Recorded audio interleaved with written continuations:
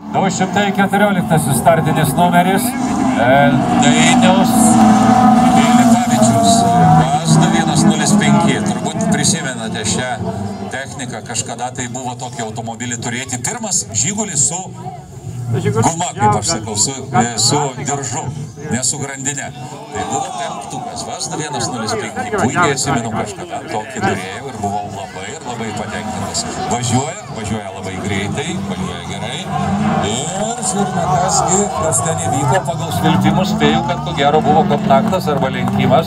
Dainius Pilipavičius važiuoja pirmas, sugebėjo jis apsilenkti Mindaugą Sidabrą, kroso čempionas prieš porą metų.